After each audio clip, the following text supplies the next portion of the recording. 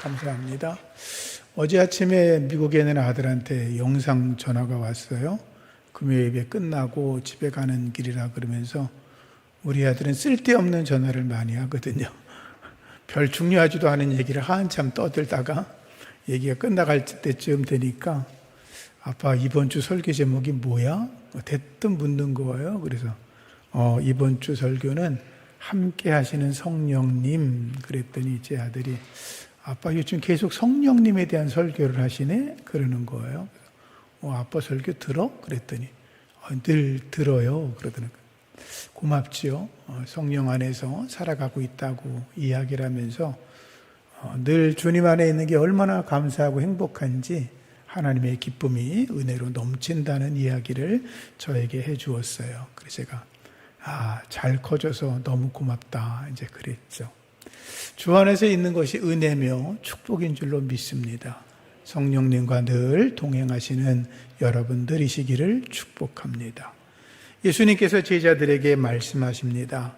내가 아버지께 구하겠으니 또 다른 보혜사를 너희에게 주사 영원토록 너희와 함께 있게 하리니 그는 진리의 영이라고 말씀을 하셨습니다. 보혜사라고 하는 것은 곁으로 부름을 받은 자라는 말입니다. 내 옆으로 부름을 받았다 그런 말이죠. 그 말은 성령님이 우리와 날마다 동행하신다라는 것입니다. 지금 예배하는 여러분들과 저에게도 성령님이 함께 하시고 이 안에 성령이 충만하신 줄로 믿습니다.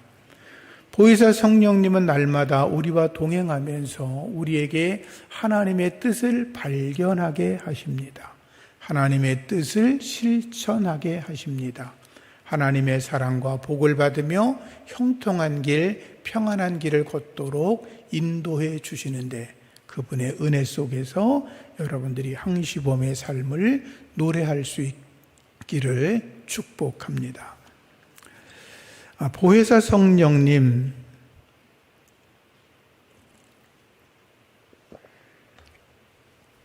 보혜사 성령님은 첫 번째로 도와주시는 분이십니다.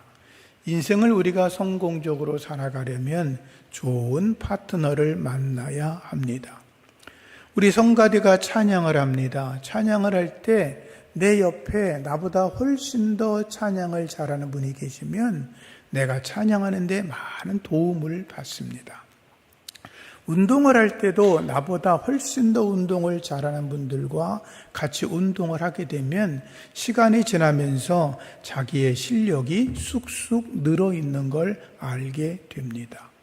사업이나 장사를 할 때도 사업과 장사에 탁월한 분을 만나서 그분의 도움을 받으면 훨씬 더 좋은 사업을 하거나 장사를 할 수가 있습니다. 신앙생활도 마찬가지입니다. 신앙생활은 좋은 목사님을 만나고 좋은 성도님들을 만나는 것이 중요합니다. 성령으로 충만한 목사님, 성령의 능력이 가득한 성도님을 만나면 왠지 모르게 그분 옆에 있으면 하나님의 은혜를 날마다 경험하게 되고 영적인 승리를 이룰 수가 있기 때문입니다. 그러나 더욱더 중요한 것은 우리가 믿음 생활하면서 성령님을 인격적으로 모셔드리는 것입니다. 성령님을 만나면 새 힘을 얻습니다. 쓰러져도 다시 일어날 수 있습니다. 어떤 상황에서도 두렵지 않습니다. 강하고 담대해집니다. 죄와 세상과 마귀와 싸워 이겨낼 수가 있고 언제나 성령 안에서 항시범의 은혜를 노래할 수가 있습니다. 다시 말씀드립니다. 성령님은 우리를 도와주시는 분이십니다. 어린아이가 걸음마를 걸을 때 4,000번 이상을 넘어진다 그러죠. 수천 번 아이들이 넘어질 때 그 옆에서 지켜보는 분이 있어요. 그의 어머니입니다. 마치 어린아이가 잘 걸어갈 수 있도록 몇천 번, 몇만 번이라도 지켜보면서 그 아이를 도와주시는 어머니처럼 우리의 삶을 언제나 도와주시는 분이 계신데 그분이 바로 성령님이라는 것입니다. 성경을 보면 모세가 출애굽을 성공시킨 것도, 여호수아 장군이 약속의 땅을 정복해낸 것도, 그리고 베드로가 3,000명이 넘는 사람을 회개시킨 것도, 바울이 아시아와 유럽을 다니며 전역에 복음을 전하고 수많은 예배당을 세우고 하나님께 영광 올린 것도 성령의 도우심이었습니다. 오늘도 예배 가운데 우리에게 은혜를 받게 하시고, 제가 설교할 때에, 여러분들이 설교를 들을 때에 우리 가운데 영적으로 연결하셔서 은혜 가운데 있게 하시는 분이 성령이십니다. 그분이 돕지 아니하시면 아무것도 소용이 없는 것입니다. 로마서 8장 26절 말씀을 읽다 보면 성령께서 우리의 연약함을 도우신다라는 표현이 나옵니다. 우리의 연약함을 도와주신다. 여기 도와주신다는 말은 순, 안티, 람바, 노마이, 좀 어렵죠? 이런 단어가 나와 있는데, 이 단어에서 순이라고 하는 말은 함께 계신다 그 말이고, 안티라고 하는 건 반대편에서 또는 내가 할 수 없는 곳에서 그런 말이고, 람바 노마이라는 말은 번쩍 들어 옮겨준다는 말입니다. 이렇게 설명할 수 있습니다. 내가 어떤 일을 하는데 너무 힘이 들어요. 할 수가 없어요. 내 능력으로 감당하지 못해요. 그래서 성령께서 나의 연약함을 아시고 내가 감당할 수 없는 일을 번쩍 들어서 이렇게 반대편 쪽으로 내가 감당할 수 있는 곳으로 옮겨주신다.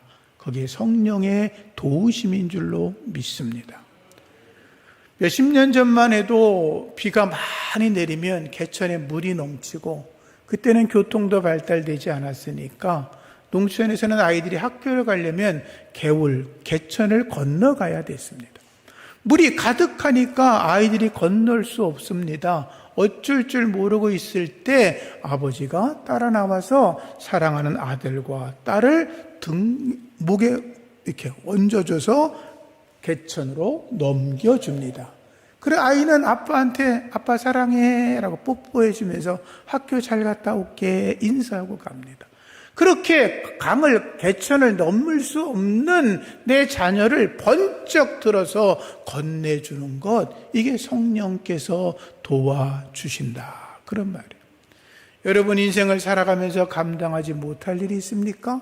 성령님 도와주시는 줄로 믿으시고 그분의 도움으로 승리하시기를 예수 이름으로 축복합니다. 이스라엘 백성들이 홍해 앞에 머물게 되었습니다. 갈 곳이 없습니다. 앞으로 가면 홍해, 뒤로 가면 애굽의 군대가 쫓아오고 있었죠. 이스라엘 백성들은 두려웠습니다. 공포에 휩싸였습니다. 앞으로 가도 죽고 뒤로 가도 죽고 꼼짝없이 죽을 목숨이었습니다. 모세가 하나님께 기도합니다. 하나님 말씀하십니다. 걱정하지 마. 내가 너희를 위하여 싸울 것이다 라고 말합니다. 너희가 나가 싸워라 라고 말씀하시는 게 아니라 내가 너희를 위하여 싸워줄 것이다 라고 말씀하시고 모세를 향하여 말하지요. 모세야, 내가 어찌하여 내게 부르짖고 있냐? 너희는 이스라엘 자손들에게 명령하여 앞으로 나아가게 하라. 여러분, 그들의 앞에는 홍해가 있습니다. 무슨 재주로 거기를 지나갑니까? 전부 다 벌벌 떨고 있는데 어떻게 간단 말입니까? 하나님이 이어 말씀하십니다. 네 손에 있는 지팡이를 들고 바다를 가르쳐라. 바다가 갈라집니다. 이스라엘 백성들이 갈라진 바다 사이로 마른 땅 위를 걸어갑니다. 이스라엘 백성은 아무것도 한 것이 없습니다. 그냥 걸어간 것뿐이었습니다. 하나님이 애굽의 군대를 바다에 수장시키고 승리하셨습니다. 이것이 하나님이 도우시는 겁니다. 여러분, 도우시는 성령님 의지하시고 신앙생활에서 인생의 삶 속에서 날마다 승리하기를 예수 이름으로 축복합니다. 두 번째 보혜사 성령님은 위로하시는 분이십니다. 신앙생활을 하다 보면 애매하게 당하는 고난과 어려움이 있습니다. 이해할 수 없는 일들을 당하여 고통으로 눈물 흘릴 때가 있습니다. 사망의 음침한 골짜기를 지나가야만 할 때도 있습니다. 어느 누구에게 나의 고통을 호소할 데가 없어서 또는 나를 위로해 주는 사람이 하나도 없을 수도 있습니다. 사방이 벽으로 둘러싸고 어느 곳에 가서 한탄할 수도 없는 절박한 심령에 빠질 때도 있습니다. 그때 염려하지 마시기 바랍니다. 나를 위로하시는 성령님을 만나셔서 위로받으시기를 주의 이름으로 축복합니다. 하나님의 성령께서는 나와 함께 하십니다. 우리의 눈물을 닦아주십니다. 우리를 위로해 주십니다. 우리의 절망을 소망으로 바꿔주시고 우리의 슬픔을 기쁨으로 바꿔주시고 우리의 눈물을 닦아주시고 다시 일어나게 하시는 줄로 믿습니다. 성자 어거스틴이 이런 말했습니다. 성령님은 우리에게 있어서 가장 매력적인 위로자라고 말하였습니다. 요즘은 그렇지 않지만 제가 어릴 때만 해도 아버지가 굉장히 엄격하고 무서웠습니다. 그래서 일반적으로 우리가 제 연배 되시는 분들에게 아버지가 어떠셔? 그러면 아버지가 굉장히 무섭고 엄격했다는 말을 많이 하죠. 자녀들이 잘못된 길로 빠지면 이렇게 타일르기도 하지만 그래도 말을 안 듣고 계속 잘못하면 매섭게 회초리나 몽둥이를 들고 때릴 때도 있습니다. 그러면 아이들은 생각합니다. 정말로 나를 이렇게 심하게 때리는 분이 아버지가 맞아? 그런 생각을 하다가 때로는 아버지에 대해서 분노의 감정을 갖고 있는 분들도 생겨나죠. 근데 그렇게 아버지에게 매를 맞아서 힘들어 고통당하고 있을 때 어머니가 찾아옵니다. 어머니가 아이를 품에 안고 이야기합니다. 얘야, 아버지가 네가 미워서 때리는 게 아니야. 아버지가 너를 때릴 때 아버지 마음이 찢어지는 것 같을 거야. 네가 바른 길 가서 훌륭한 사람 되라고 아버지가 때리는 거지 너를 미워서 그러는 거 아니니 내가 아버지에 대해서 잘못된 생각을 하지 말라고 타이릅니다. 그리고 아픈 곳에 약을 발라줍니다. 어머니의 위로가 있는 거죠. 이게 성령님의 위로하심인 것입니다. 성령님의 위로가 여러분에게 가득하기를 축복합니다. 세 번째, 성령님은 상담자이십니다. 세상의 모든 사람들은 염려하며 살아갑니다. 무엇을 마실까, 무엇을 먹을까, 무엇을 입을까 염려합니다. 내일 어떤 일을 해야 되나, 미래가 어떻게 될 것인가 염려합니다. 자녀들의 앞날의 일들 때문에 날마다 염려합니다. 위급한 일을 당하고 위기에 찾아오면 누군가 절대자가 나타나서 자기를 도와주기를 기대합니다. 사랑하는 사람이 떠나가거나 불의의 사고를 당하면 슬픔에서 쉽게 이겨낼 수 없습니다. 인간관계 속에서도 깨지면 스트레스를 받고 어떤 이들은 공황장애로 고통을 당하기도 합니다. 불완전한 인간에게는 당연한 일이죠. 그런데 예수님 말씀하십니다. 아무것도 염려하지 말라고. 무엇을 먹을까, 무엇을 마실까, 무엇을 입을까 염려하지 마라. 그거는 다 이방인들이 하는 것이고 너희들은 하나님의 백성, 나의 아들과 딸이니 너희가 할 것은 하나님의 나라와 그의 영광을 위해서 살아가라고. 그러면 다 해결해 주겠다고 말씀하죠. 그렇지만 현실은 여전히 우리는 염려 속에 살아가고 있는 게 사실이지요. 이때 우리의 염려를 해결해 주시고 우리의 삶에 확신을 갖게 하고 믿음이 충만하게 하고 우리와 어려움을 상담해 주시는 그분이 바로 성령님이십니다. 성령님은 나보다 나의 삶을 더 잘 알고 계십니다. 성령님은 나보다 나의 삶의 어려운 문제를 해결하는 방법을 더 잘 알고 계십니다. 성령님은 우리의 이야기를 다 들을 준비가 이미 되어 있습니다. 상처받은 이야기, 속상한 이야기, 답답한 이야기, 낙심한 이야기, 인생에 그늘져 있는 이야기, 누구에게도 말할 수 없는 내 속 이야기를 다 들어주시는 분이 성령님이신 줄로 믿습니다.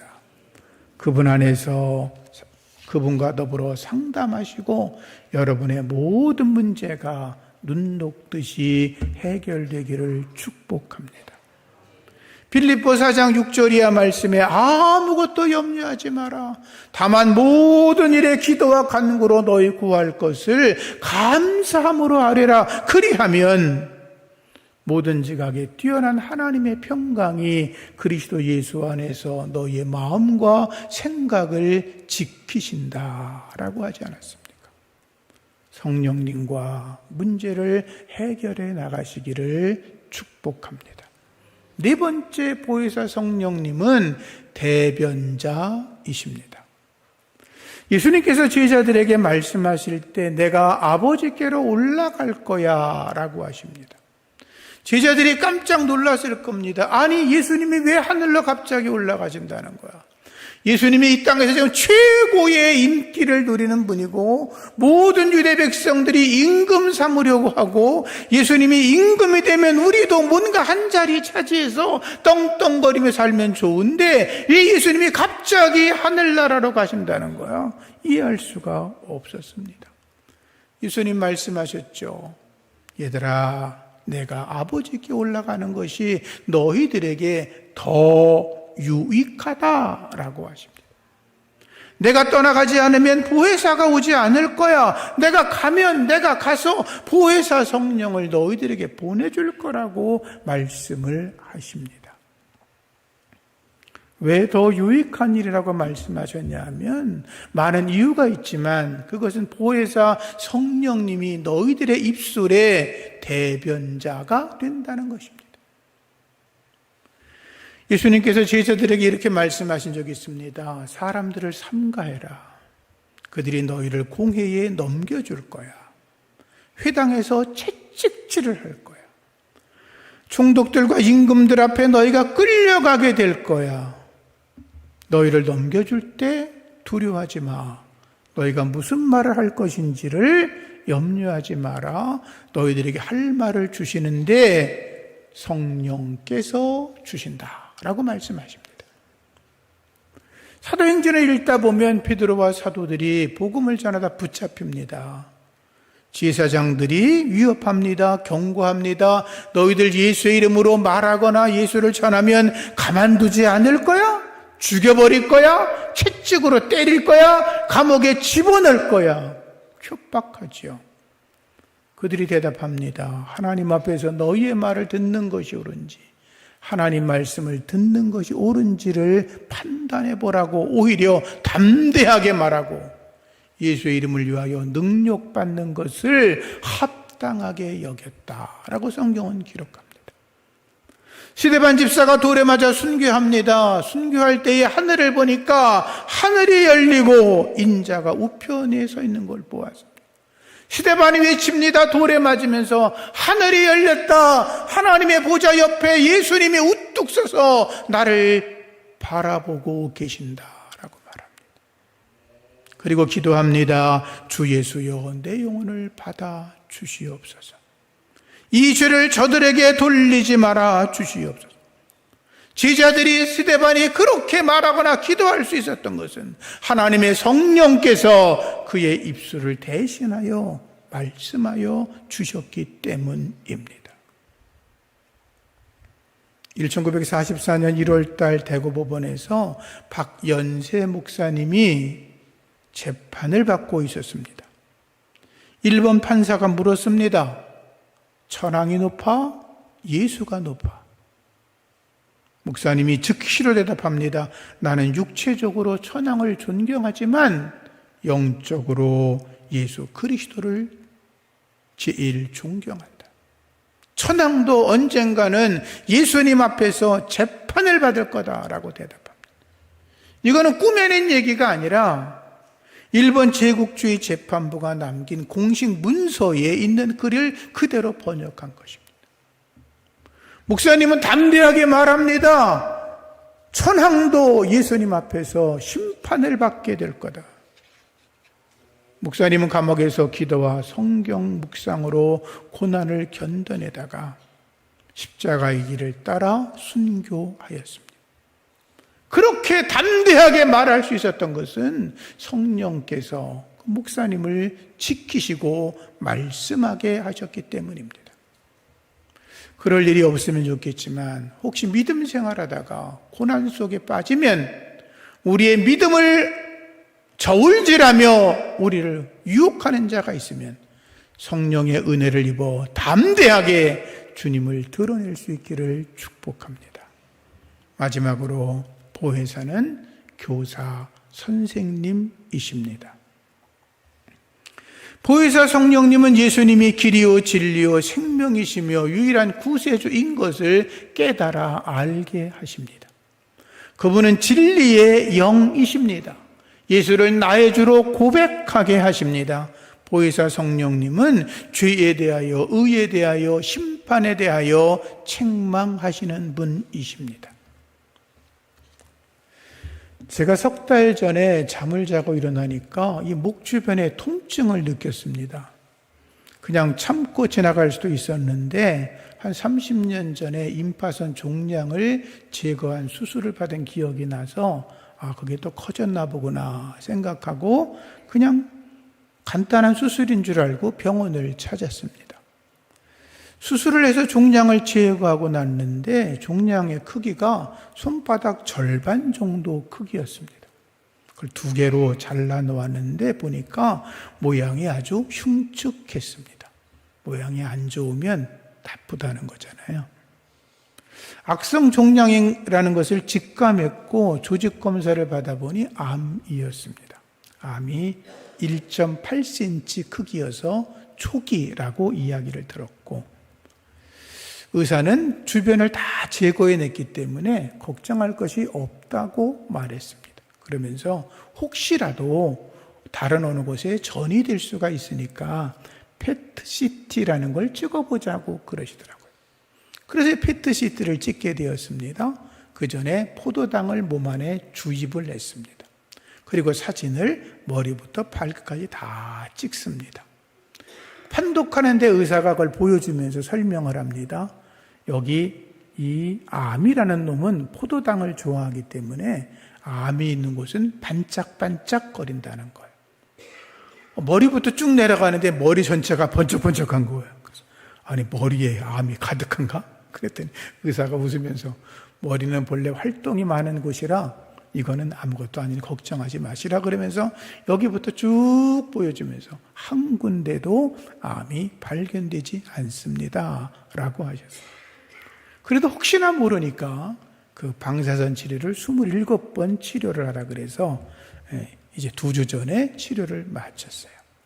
하나님의 은혜 감사하고 저를 위해서 기도해 주시고 사랑해 주신 여러분들에게 감사를 드립니다. 걱정하지 않으셔도 돼요. 완치됐어요. 그런데 제가 PET-CT를 받으면서 마음속에 생각한 게 있었습니다. 우리 죄에 대해서 영적인 PET-CT를 찍을 수 있는 게 있다면 얼마나 좋을까?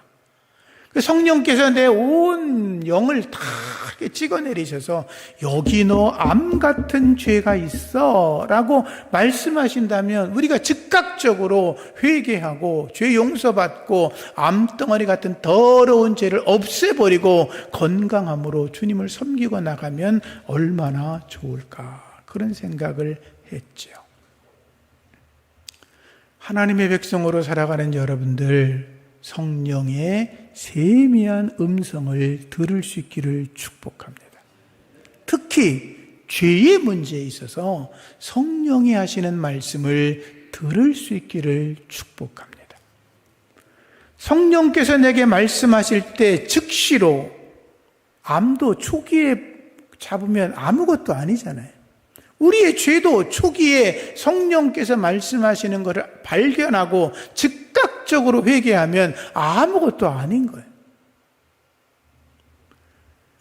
성령을 따라 살아가면 우리 안에 하나님의 나라가 이루어집니다. 먹고 마시는 일이 아니라 하나님의 나라, 성령 안에서 누리는 의와 평강과 기쁨이, 제가 늘 말하는 것처럼 항상 기뻐하고 쉬지 말고 기도하고 범사에 감사하는 거룩함의 은혜가 우리 안에 충만하게 되는 것입니다. 성령은 하나님의 깊은 것까지 통찰하시는 분이잖아요.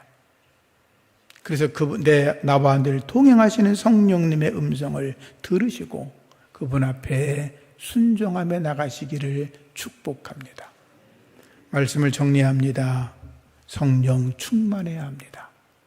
성령님과 동행해야 합니다. 그래야 영안이 열리고 진리를 깨닫게 되고, 진리를 깨달으면 내 안에 영적인 자유함이 생기게 되고 은혜와 평강이 가득하고 하나님의 복으로 내 삶이 충만해져서 천국 같은 삶을 날마다 살아갈 수 있는 것입니다.